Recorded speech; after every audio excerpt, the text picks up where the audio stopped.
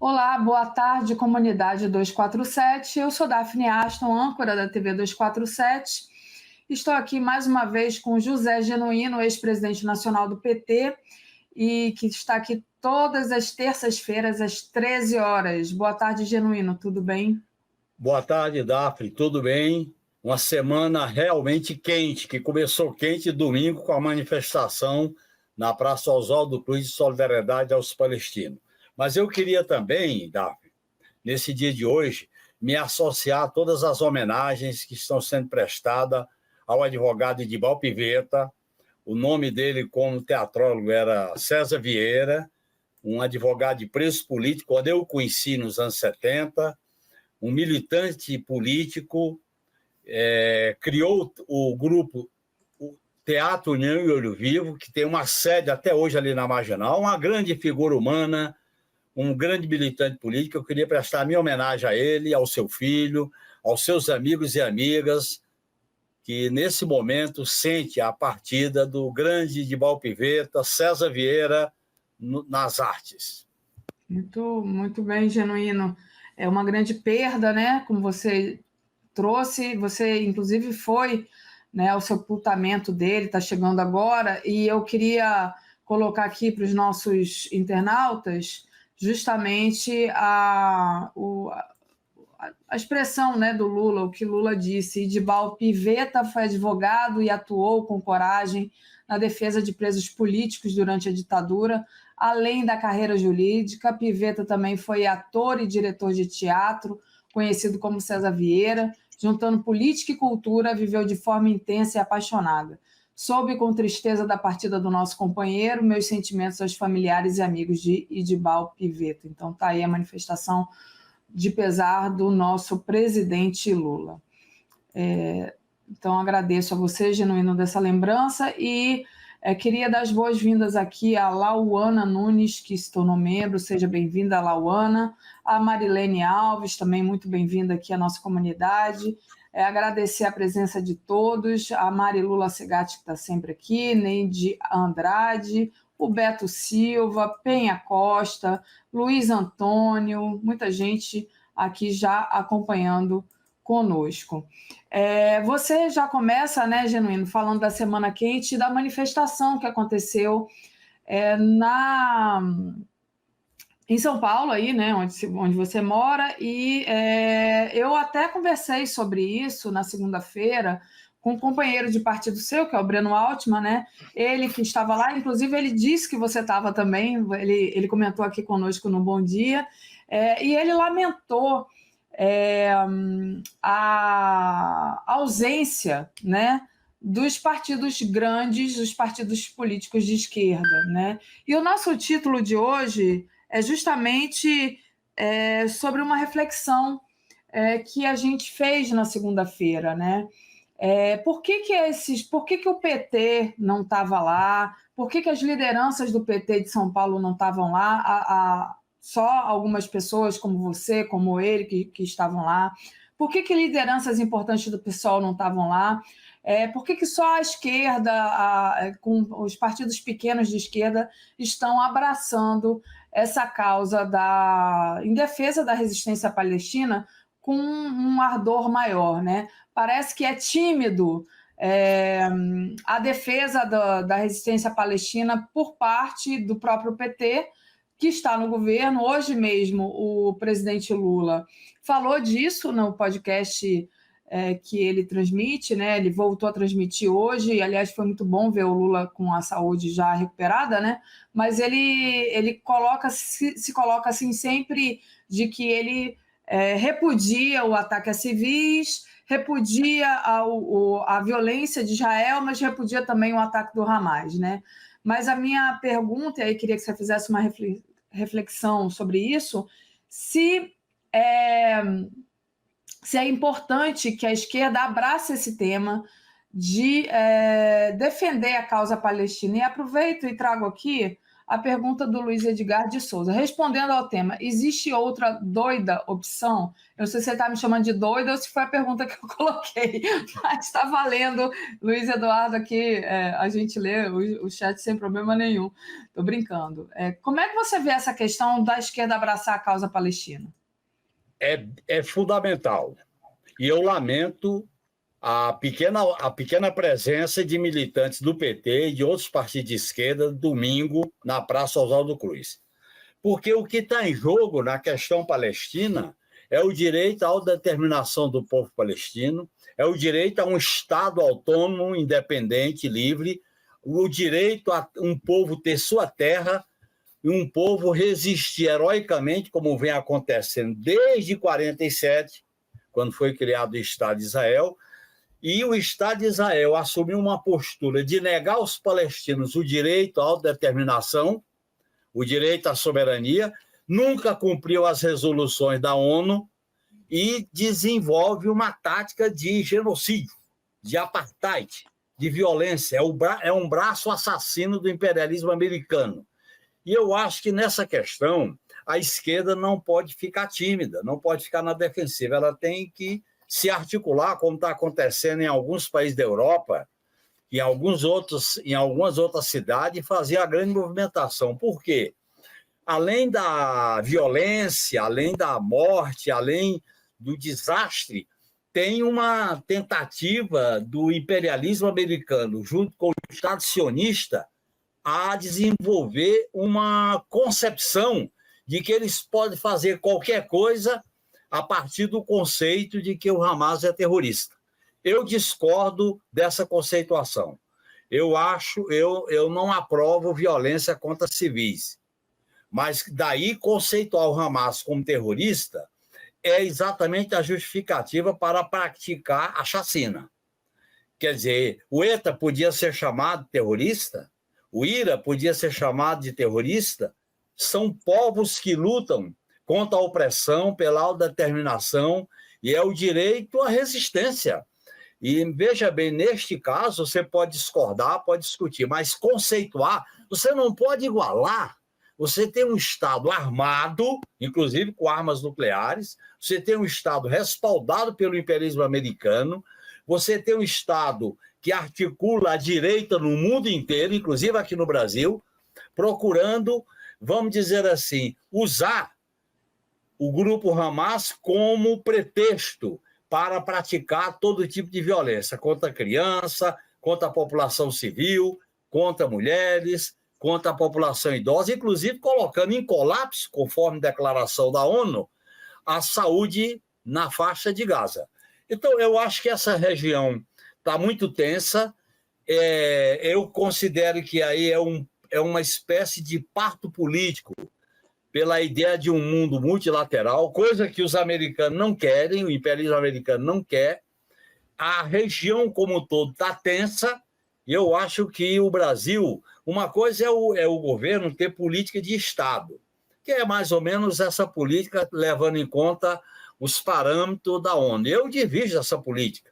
Eu acho que nós podemos defender o cessar-fogo, corredor humanitário, a repatriação de brasileiros e de outros habitantes de países vizinhos, denunciar a violência do Estado de Israel. Até o Obama hoje, Daphne, fala que o Estado de Israel tem que ter cuidado porque a desproporcionalidade e a violência contra a população civil em Gaza vai levá-la ao isolamento internacional. Isso é uma declaração do ex-presidente dos Estados Unidos.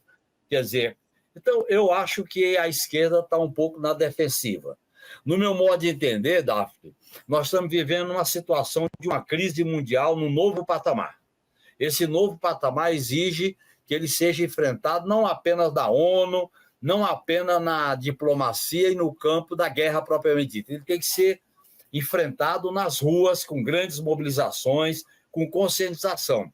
Veja bem, aqui no Brasil, há um assodamento da extrema-direita com o sionismo. Inclusive, no ato lá de domingo, tinha jovens provocadores em torno do ato, fazendo provocações em torno da questão do Hamas. Eles ficam fazendo as provocações Eu assisti agora o discurso do chanceler de Israel na ONU, era de uma virulência, de uma truculência, de um autoritarismo fora do comum. Quer dizer, então eu considero que é necessário a gente sair dessa letargia. Aliás, a esquerda, tanto nessa questão como em outras, tem que priorizar a mobilização popular, seja para defender as reivindicações concretas aqui do povo brasileiro, seja para ter atitude de solidariedade. Eu me lembro, Daphne, o que acontecia aqui no Brasil em 68, solidariedade ao povo vietnamita, né? As denúncias, tribunal contra os Estados Unidos. Então, a solidariedade internacional é um elemento fundamental para uma postura de esquerda. Eu acho, porque tem valores em jogo, tem questões humanitárias em jogo, tem interesses estratégicos em jogo, tem a ideia de dominar o mundo pelo imperialismo americano com aquele discurso do Biden. Então, o cenário está mais ou menos claro do que eles pretendem. Nesse sentido, além da violência, além do massacre, além do sangue que está sendo derramado na faixa de Gaza, você tem um problema político estratégico de combate ao imperialismo. Eu repito, eu sou contra conceituar o Hamas de terrorista. Sou crítico às ações armadas contra civis, mas daí conceituar como terrorismo há uma grande diferença, porque esse conceito, que foi generalizado a partir das Torres Gêmeas de 2001, isso acaba justificando tortura, morte, guerra, todo tipo de atrocidade, porque é como se os fins justificassem os meios. Este é o caminho da barbárie que nós não podemos aceitar. Então, eu estou nessa caminhada, eu estou nessa trincheira da mobilização popular. Acho que a gente tem que levar em conta que o governo tem suas limitações, tem suas conveniências, mas nós da esquerda, nós do PT, de outros partidos de esquerda, temos que ser mais ofensivo, mais claro, para fazer desse movimento de solidariedade ao povo palestino uma grande campanha de rua. Isso se relaciona com outras questões aqui internas, outras questões propriamente do nosso território nacional. Eu acho que é muito importante. E essa indiferença, essa espécie de anormal da anormalidade, virando a anormalidade normal, vamos dizer assim, essa alienação diante da tragédia, quer dizer, não adianta a gente ver a televisão, ver as cenas de sangue, de morte, de bombardeio, e não gritar, não se manifestar. Eu continuo com aquela ideia de que foi muito uma frase dita por Che, de que quando você vê as atrocidades, a opressão, a violência e a tirania, e fica imóvel, não se mexe, não se mobiliza, fica apático, você está perdendo parte da sua condição de ser humano, de sujeito, de militância política. Então, acho que é muito importante a gente se conscientizar do debate que está sendo se realizado. Há uma ofensiva, repito, do pensamento da extrema-direita com o sionismo calçando para justificar todas as atrocidades na faixa de Gaza. Isso é mais um motivo para a gente se levantar, se manifestar. Perfeito, Genuíno. Olha, a Juliana está pedindo aqui, peça like, Daphne. Então, estou pedindo aqui o like em meu nome mesmo. Obrigada, Juliana, por pedir também. E pedir para o pessoal deixar o like e compartilhar essa live. Essa questão, né, que você trouxe, que é muito importante de fato, né, que a gente não pode estar assistindo o genocídio do povo palestino ser televisionado e ficarmos indiferentes, né? Como você disse mesmo, até o Obama se posicionou, mas o Biden está fechado com o Israel, inclusive soltando fake news, enfim, fazendo coro ali com o que o Estado de Israel fala e as mentiras que difunde também. E o nosso governo, o governo do presidente Lula, se colocou como se estivesse ali buscando uma paz, né? Foi recusada a proposta que foi colocada na ONU, mas ainda assim o Lula hoje chamou o Hamas de terrorista, usou essa palavra terrorista, e que é complicado, né? Porque ele se coloca como buscador da paz, mas, ao mesmo tempo, também reforça, não sei se reforça, mas poderia reforçar o discurso dessa mídia corporativa que faz coro com Israel, enfim. Você acha que, por ser governo, então, fica mais difícil, porque tem que parecer neutro,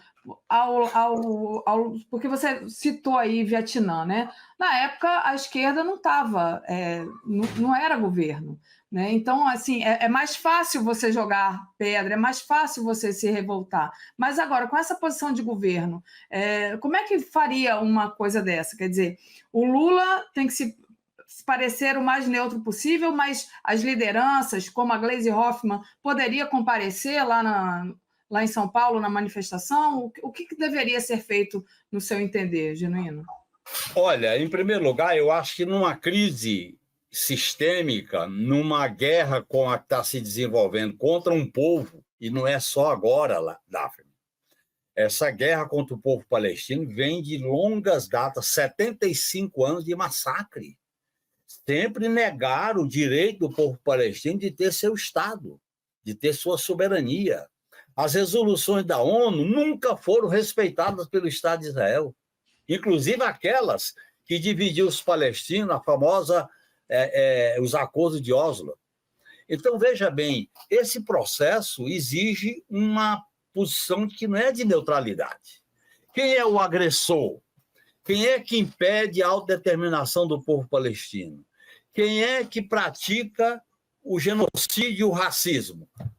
Isso nós temos que deixar claro. Eu acho que a mediação, quando é governo, deve ser feita, mas a mediação não pode igualar o Hamas ao Estado de Israel.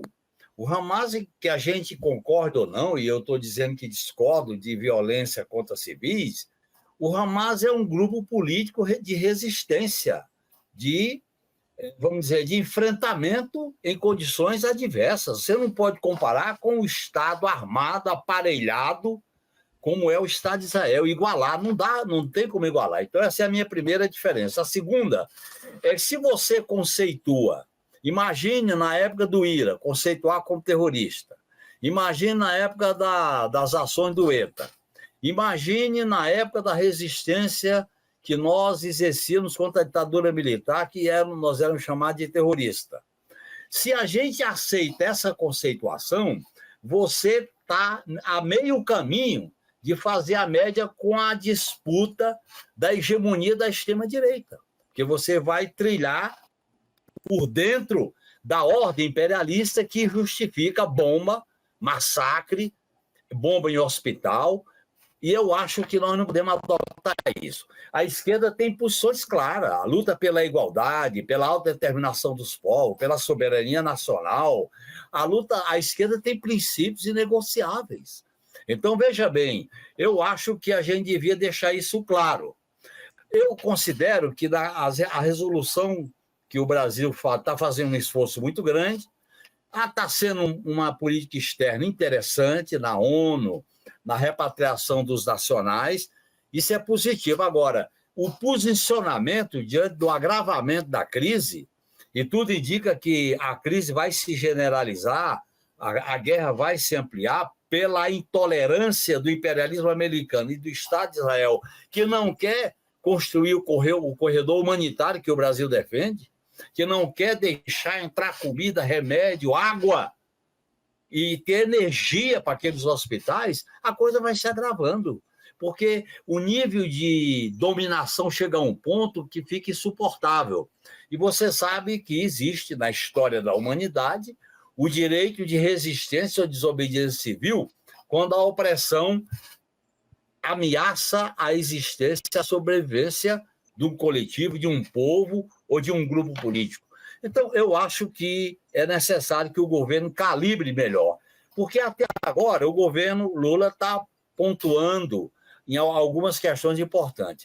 Mas, na medida em que o conflito se radicaliza e tende a se ampliar, também o governo tem que ir, vamos dizer assim, levando em conta a sua posição enquanto política externa. Senão a gente faz uma política ativa, mas falta a altiva. É ativa, mas não é altiva. Porque altiva é você enfrentar o imperialismo americano, demarcar claramente. Porque se há uma exigência da comunidade internacional contra as atrocidades do Estado de Israel, tem que barrar. Nós estamos diante de uma tragédia anunciada, nós temos que barrar essa tragédia, barrar a morte, barrar a morte de crianças, de mulheres, da população civil, da população que não está fazendo guerra. A partir daí você discute o contencioso do Estado de Israel com o Hamas, mas sem fazer essa igualdade de condições políticas. Então, eu acho que o Brasil tem que calibrar melhor o seu posicionamento na ONU. Tudo indica que a prepotência do imperialismo americano e do Estado de Israel é fazer uma resolução no Conselho de Segurança da ONU que pegue alguns pontos, faça a média com alguns pontos da resolução que ele, Estados Unidos, vetou, e aí eles tentam, vamos dizer assim, fortalecer a posição do Estado de Israel, dando o direito ao Estado de Israel a fazer qualquer coisa para se defender. Tá certo? E o direito dos palestinos de se defender para ter seu Estado, para ter seu território, para ter sua autodeterminação e sua soberania. Como é que fica? Então, essa ideia de que é o opressor e o dominador que tem o direito de matar, de massacrar, eu acho que a gente vai ter que discutir melhor isso. É claro que eu estou me referindo a uma posição de esquerda, como militante socialista, e a causa palestina sempre foi uma bandeira histórica das posições da esquerda. Inclusive, entre os judeus, tem militante de esquerda que não concorda com as atrocidades do Estado de Israel. Tem militante de esquerda. Então, de vez em quando surge manifestação, surge abaixo-assinado, surge documento. Então, eu acho que essa é uma questão essencial. Tem coisas que a esquerda não pode tergiversar, não pode custear o alambrado, não pode ficar no muro. Não dá para ficar no muro quando o que está em jogo são esses valores definidores de um projeto civilizatório, soberano, de respeito a um povo. O povo palestino tem uma história de como ele foi massacrado, desde a colonização judaica, antes da criação do Estado de Israel. E a criação do Estado de Israel se deu em cima, já ampliando em cima do sangue dos palestinos. Por que não se garante, por que a comunidade internacional não joga pesado e garante a existência ou de um Estado com dois povos ou dois Estados autônomos? Quer dizer, se a gente fica só criticando o Hamas e se a gente fica condescendente com o direito à autodefesa do Estado de Israel, nós vamos dizer assim, nós não vamos criar um anteparo para conter, para segurar essa barbaridade anunciada. E como eu acho que a crise vai se ampliar, tudo indica, eu acho que os países como o Brasil, a América do Sul, a Rússia, a Índia, o Irã, esses países têm que sair do manto da ordem imperialista e ter uma postura multilateral, uma postura de forçar a negociação. Porque essa discussão, Daphne, ela será resolvida no debate político, ela será resolvida na mobilização política, ela será resolvida com preço político, com isolamento, com desgaste. E o Estado de Israel precisa saber que ele está se desgastando e vai deixar de ter respaldo na opinião pública internacional. Por isso que a mobilização, o enfrentamento, o debate é essencial. Conhecer a história dos palestinos, conhecer a história e que a gente sempre defendeu o direito do Estado de Israel existir, sempre nos manifestamos denunciando o Holocausto e o preconceito em relação aos judeus. Isso é questão de princípio. Portanto, a esquerda tem autoridade no Brasil e no mundo para, vamos dizer assim, ser firme, clara e transparente na defesa de uma Palestina livre, na solidariedade ao povo palestino. Perfeito. Enquanto você falava, eu coloquei aqui algumas matérias, né, que estão no nosso site. Uma é essa daqui, a ONU alertando para possível colapso de ajuda humanitária em Gaza nesta quarta-feira por falta de combustível. Quer dizer, eles ainda bloqueiam essa questão do combustível, né, que serve para usar nos geradores ali, nos hospitais, né? É muito cruel o que eles fazem. Tem essa aqui que eu também coloquei, os bombardeios em Gaza deixam 6 funcionários da ONU mortos nas últimas 24 horas, então eles bombardeiam tudo, né? Não tem essa questão de que a gente está bombardeando o Hamas. Não, mandam a população para fugir para o sul e bombardeiam o sul. Eles estão querendo bombardear as O alvo é o pessoas. povo, Daphne. O alvo é o povo. É o povo Exato. palestino. O que tem a ver os funcionários da ONU com terrorismo? Já mataram médico, já mataram funcionário da ONU. Médico, funcionário da ONU. É isso. Então, quer dizer, o Estado de Israel tem o direito a esse princípio da autodefesa e sair atirando, matando, destruindo. Não, não tem. O mundo tem que dizer não, basta. E a última que eu coloco aqui para dar um destaque é o Irã está preparado para cooperar com outros países a fim de alcançar a paz no Oriente Médio, diz o embaixador Hossein Garibi, né, embaixador do Irã. É interessante porque a gente está vendo aí, né, que isso pode ampliar, esse conflito pode ampliar, e aí a gente fica se perguntando, você acabou de falar isso, né? Essa questão talvez não fique só ali, né? O Irã certamente, porque havia toda uma manobra do imperialismo americano para aproximar alguns países dos governos árabes com Israel, inclusive a Arábia Saudita, né? O Catar. E você viu que tem uma declaração do Catar hoje, do governo do Catar, dizendo o seguinte: não tem sinal verde para o Estado de Israel fazer o que quiser. E o Catar é aliado dos Estados Unidos. A Arábia Saudita é aliada dos Estados Unidos. Então, eu acho que há um campo de isolamento que pode dar no isolamento dos Estados Unidos. É isso que é essencial, porque os senhores da guerra temem o desgaste, a opinião pública e a derrota. Isso eles temem, porque isso vai acabar agravando a situação econômica e financeira. Não é uma região, a região do conflito não é produtora de petróleo, mas isso acaba influenciando no petróleo, na região como um todo. Então, eu acho que essa mobilização que está acontecendo no mundo árabe é muito importante. O povo palestino não pode ser isolado, ser martirizado, ser assassinado por um Estado arrogante, racista, que pratica o apartheid. Perfeito, Genuíno. Coloquei a matéria sobre o que disse o líder do Catar, né? Diz que Israel não tem luz verde para matar, enquanto você falava. Queria agradecer ao Luiz Edgar de Souza, que mandou aqui um superchat, citando a música de Vinícius de Moraes, cantada maravilhosamente pelo Ney Matogrosso, Pensem nas Crianças Mudas Telepáticas, né? A música não, é um poema do Vinícius de Moraes, na verdade. É um poema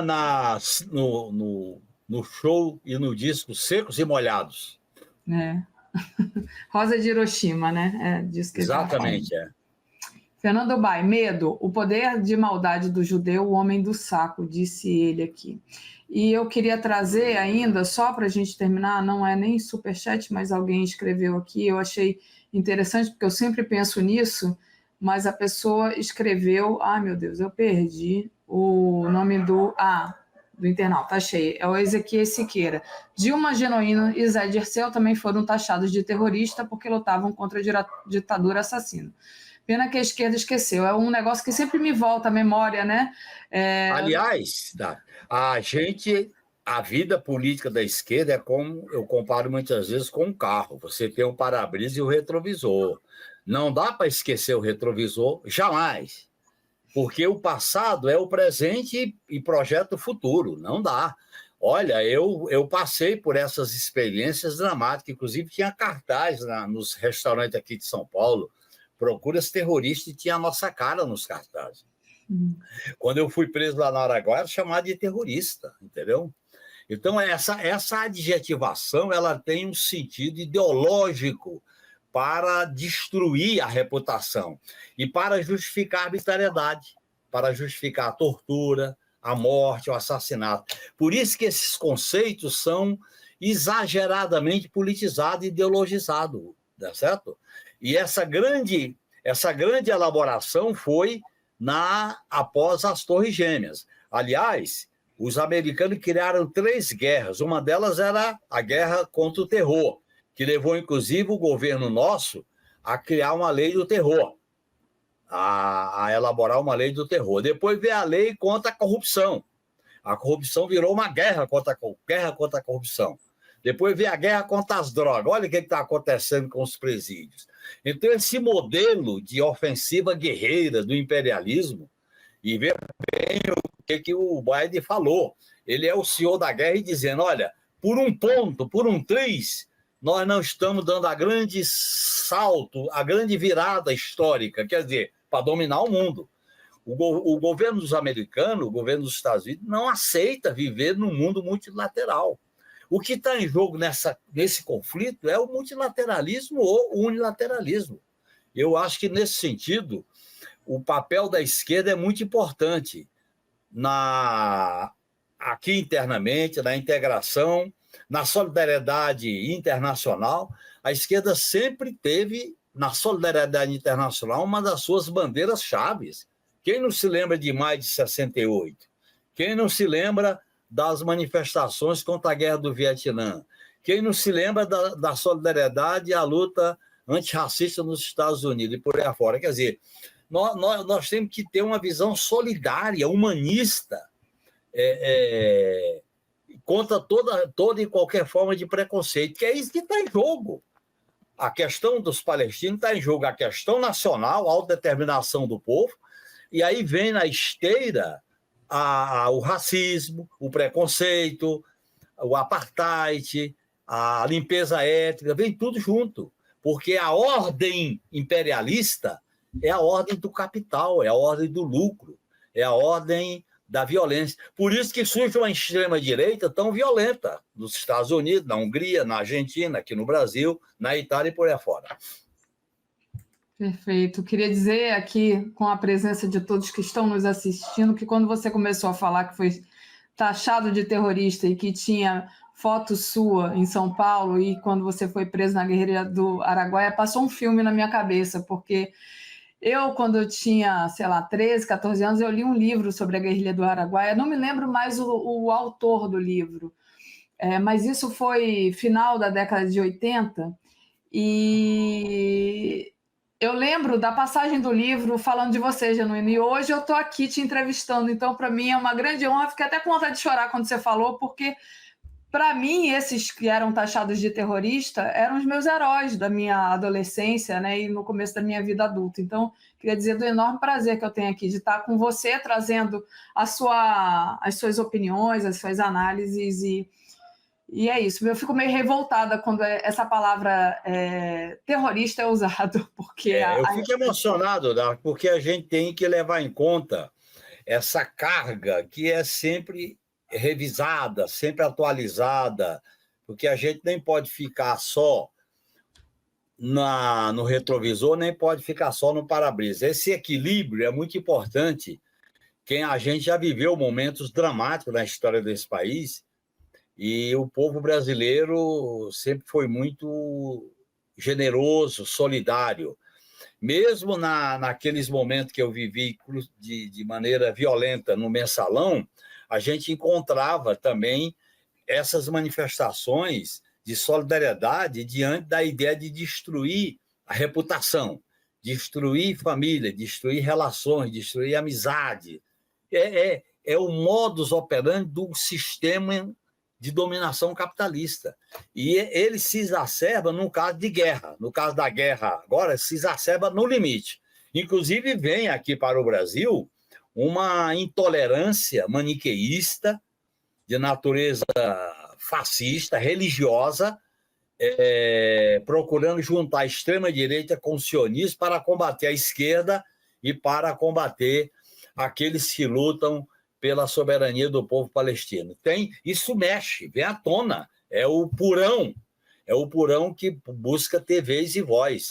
Isso vai se espalhando na sociedade.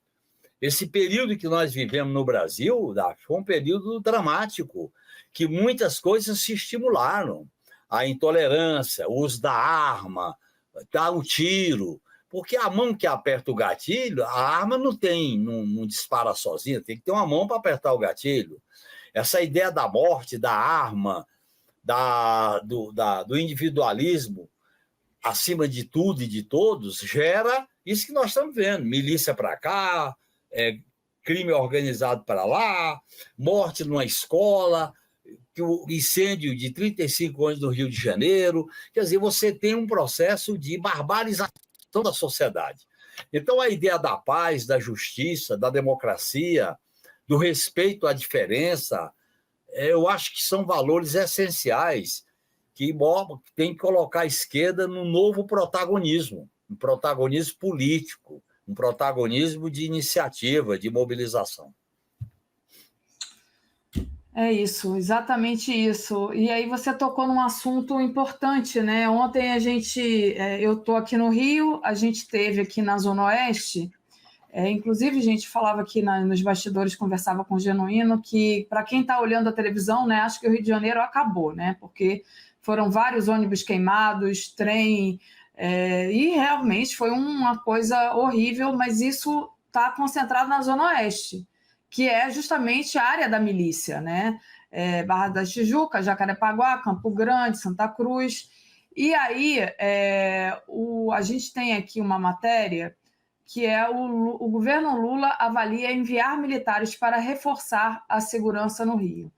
Queria saber como é que você vê essa explosão de violência aqui, inclusive tem gente que avalia que é a milícia cobrando os acordos que fez no período pré-eleitoral aqui, inclusive, enfim, com o governo, mas não sei.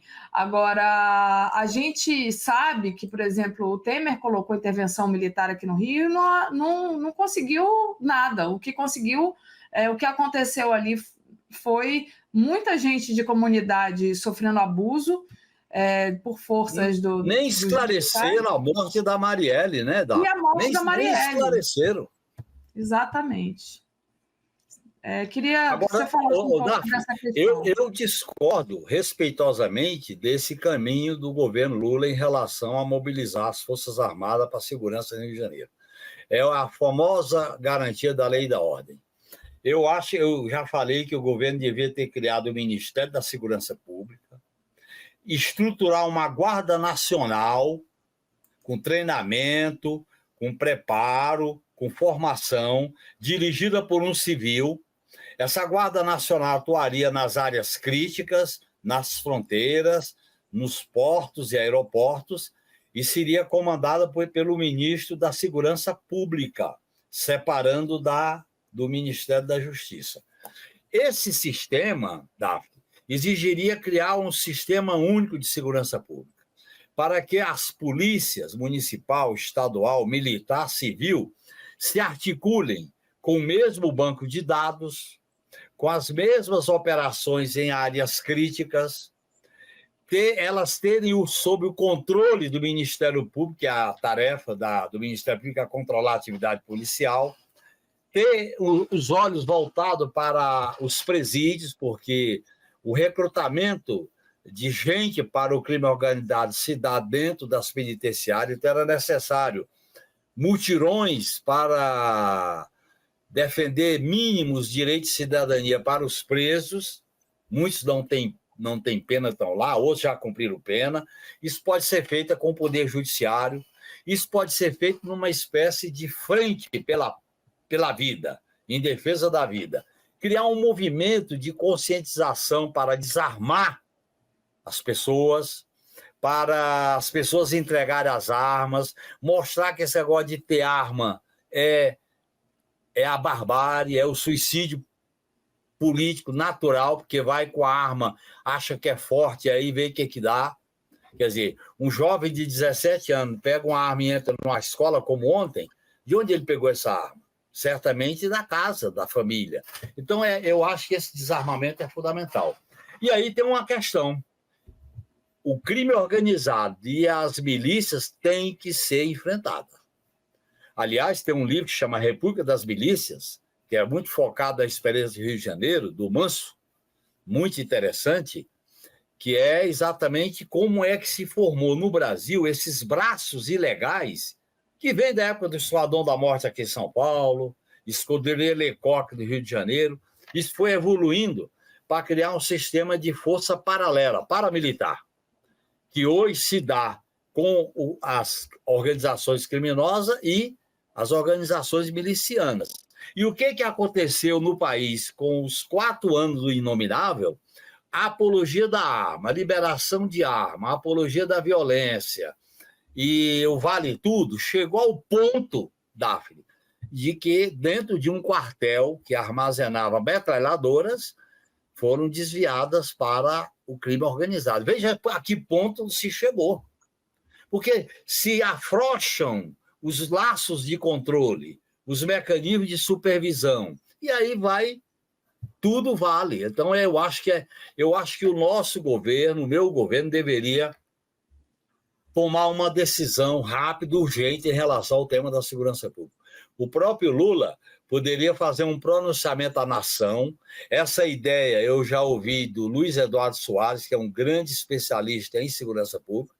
O Lula fazer um pronunciamento à nação sobre o clima de violência, chamar um movimento em defesa da vida, aí chamar todo mundo, ONGs, governos estaduais, para conter o caminho da insensatez. Eu acho que a coisa está chegando a um nível preocupante e não adianta o governo repetir experiências que no passado foram feitas, tipo a do Morro do Alemão, Favela da Maré, que foi colocar militares do Exército em acampamentos, em comunidades, com base na lei da garantia da lei e da ordem. A própria experiência do Haiti foi mal sucedida, porque ou você coloca a questão da segurança pública no horizonte de força e não de violência e relaciona com as outras atividades e políticas públicas do Estado e passa a ter foco, diretriz, ou então nós vamos ficar,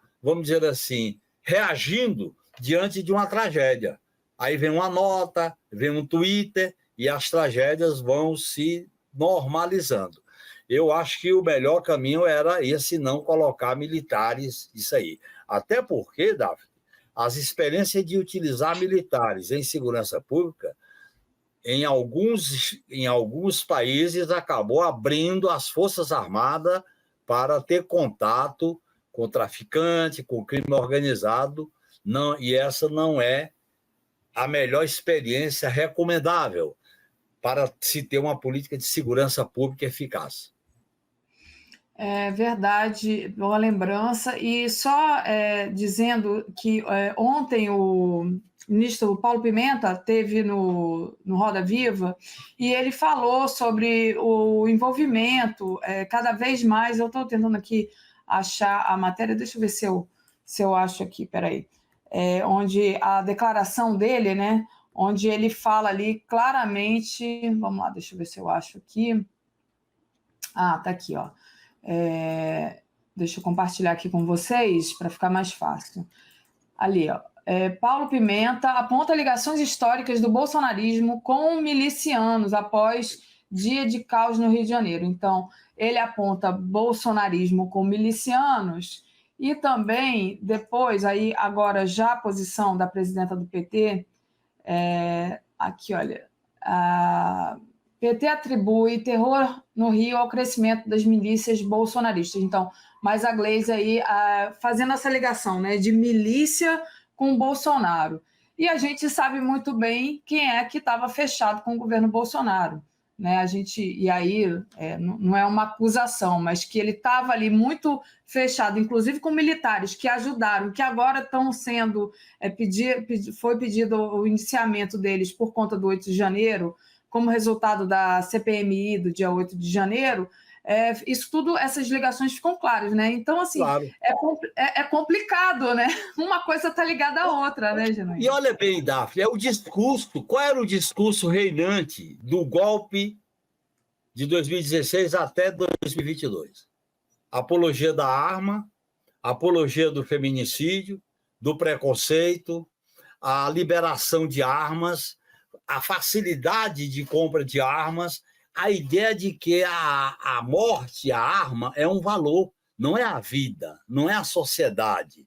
Então, isso vai, vamos dizer assim, influenciando as multidões, vai influenciando pessoas, vai influenciando comunidades. As pessoas vão achando que isso é normal, porque você tira os freios, você tira as proibições e normaliza o uso da arma. Por isso que teve tanta violência contra a mulher, contra a população negra, contra a população vulnerável. Teve. Porque você estimula um espírito vingativo, intolerante, preconceituoso. Isso a gente viveu durante 6 anos.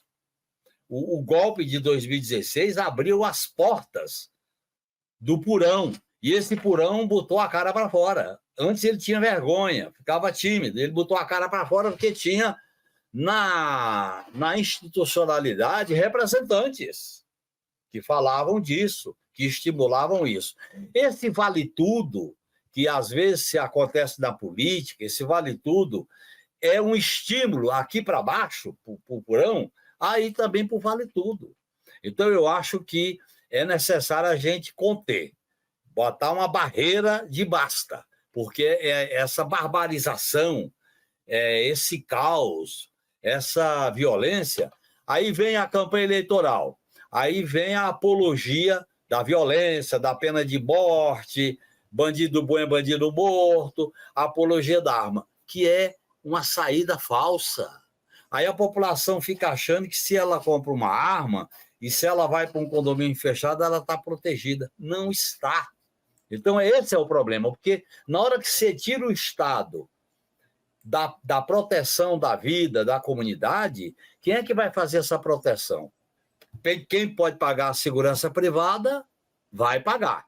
Quem não pode pagar, vai ser chantageado pelas milícias, que é uma espécie de segurança privada informal. Essa é a tragédia. E, do ponto de vista político, Daphne, quando chega na disputa, a extrema-direita usa o discurso da segurança pública para ganhar eleição.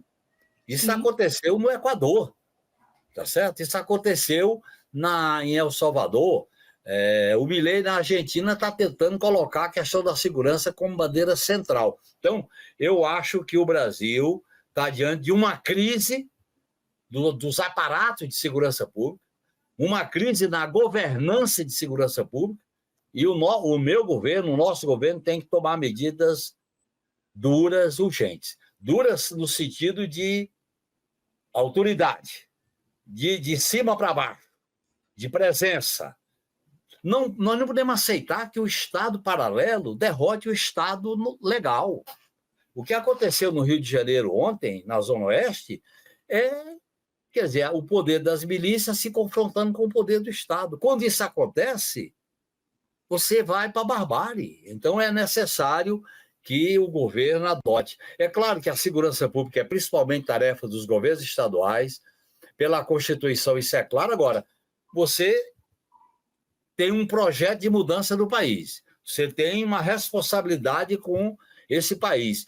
Está chegando a um ponto que nós temos que chamar o feito à ordem, nós temos que basta, e vamos trabalhar, juntar todo mundo, os governadores, independente de partido, Ministério Público, ONGs. Olha, vamos fazer um mutirão para conter a insensatez, porque do jeito que está indo, as pessoas ficam com medo, desesperada, não tem segurança, o vizinho passa a ser o inimigo, e aí você um contra todos e todos contra um. Esse é o caminho, no meu modo de entender, da não civilização e da barbárie.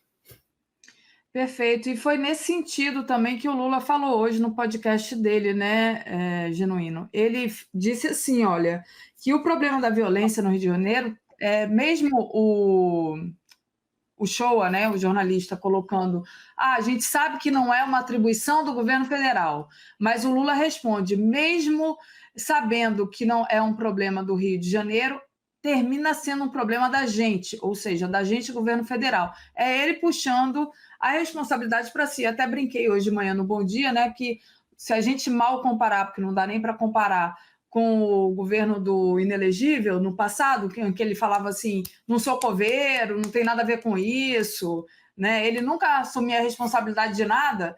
É o Lula chamando para si a responsabilidade, que ele podia chegar lá e dizer assim: não, isso aí é problema do Cláudio Castro. Os cariocas são brasileiros. Né? Os cariocas são brasileiros, os baianos são brasileiros. Que história é essa? Não, é responsabilidade sim. Eu acho que o Lula tá certo.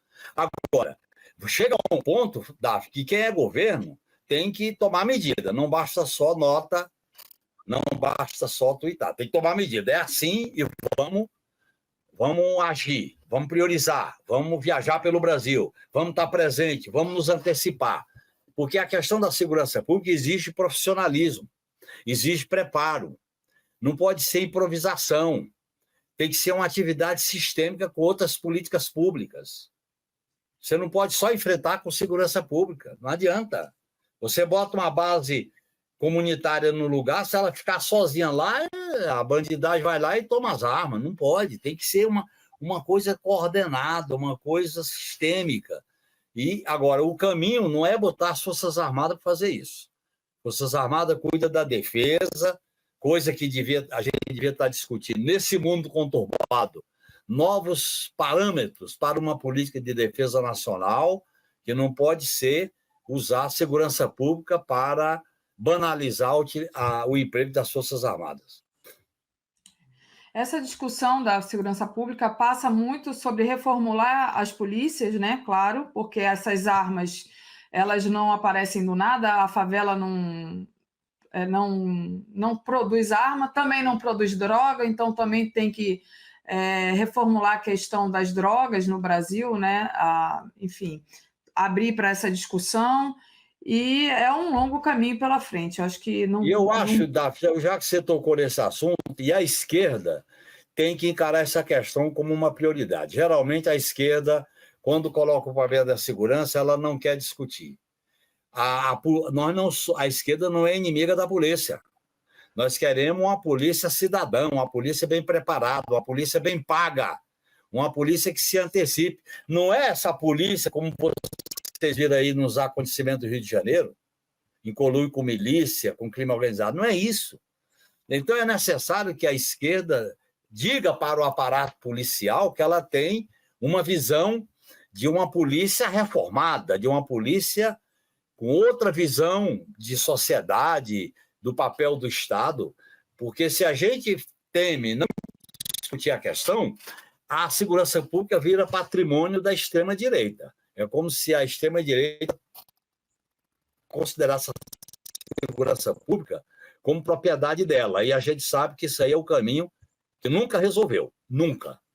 Piora em todos os níveis, em todos os indicadores. Exatamente. Também não dá para a esquerda repetir as soluções que são propostas pela direita, né? Que é essa solução de mais polícia, claro, mais não armas, dá para a esquerda achar o seguinte: é bandido bom é bandido morto, não adianta fazer piquenique, não, isso aí não. O discurso tem que ser um discurso alternativo. Aliás, o PT, Davi, fez esse debate na campanha do Lula em 2002, elaborou um projeto que chamava Projeto de Segurança Pública para o Brasil. E a gente discutia formação, modernização, profissionalização, direito. A polícia não pode ser massacrada com códigos de hierarquia de disciplina autoritário. Você tem que ter uma outra visão do papel do policial, a gente dialogar com o policial, tá entendendo? O policial não pode ser inimigo da esquerda, nem a esquerda inimiga do policial. A gente combate o mal policial, o falso policial, o policial quadrilheiro, o policial que está no crime organizado. Isso sim. Agora, a polícia... E aí tem que mexer na função da polícia. Você sabe que na Constituição, o artigo 144, que trata da segurança pública, quando define o papel da polícia, ali está um viés de patrimônio, de propriedade. A função principal é defender a cidadania, defender a vida, defender os direitos individuais e coletivos. Depois, é claro, os direitos que garanta, que estão garantidos na Constituição, mas aí, quer dizer, nós temos que sair dessa visão, vamos dizer assim, de uma polícia tirânica, uma polícia que só mata, que só bate. Você pode ter uma polícia inteligente, preventiva, com presença, aonde o Estado tem que ter autoridade, não pode ser o crime organizado. Eu acho que esse debate a esquerda devia abraçar. Eu defendo isso, assim como o debate sobre defesa nacional. Perfeito. Genuíno, para a gente terminar, faltam 4 minutinhos e meio aqui. Você até tocou um pouco nesse assunto, a importância do Massa ter passado para o segundo turno, né, e do Milei não ter ganho no primeiro turno, coisa que deu um alívio, assim, pelo menos momentâneo, para muita gente. Segundo turno agora é dia 19 de novembro. Como é que você vê? Está com esperança do Milei ser derrotado? Como é que você vê a importância das eleições argentinas no nosso país, hermano? Olha, Daphne, a minha sensação no domingo à noite foi de alívio, sinceramente.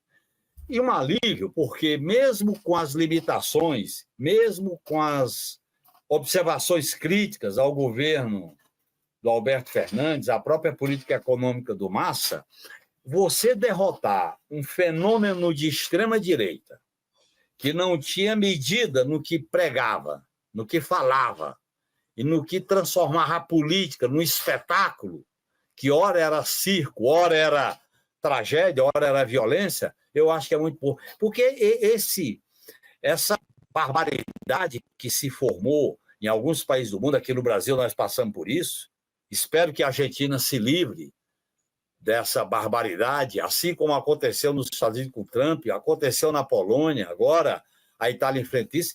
Essa extrema-direita, que ela é filha do modelo econômico, da exploração, da privatização, da financiarização, e ela espera a ideia do caos, da violência, porque não tem alternativa programática, então ela especula com a morte, com o caos, como se fosse apostar numa espécie de anarcocapitalismo, como alguns chamaram o Milei. Então, eu acho que foi, do ponto de vista político, do ponto de vista simbólico, é uma grande virada política, é uma grande vitória. Agora, essa vitória tem que ser consolidada para o dia 19 de novembro, porque está em jogo aí, além dos valores civilizatórios, dos valores democráticos, está em jogo, Daphne, a integração latino-americana, que é algo central nesse mundo multipolar.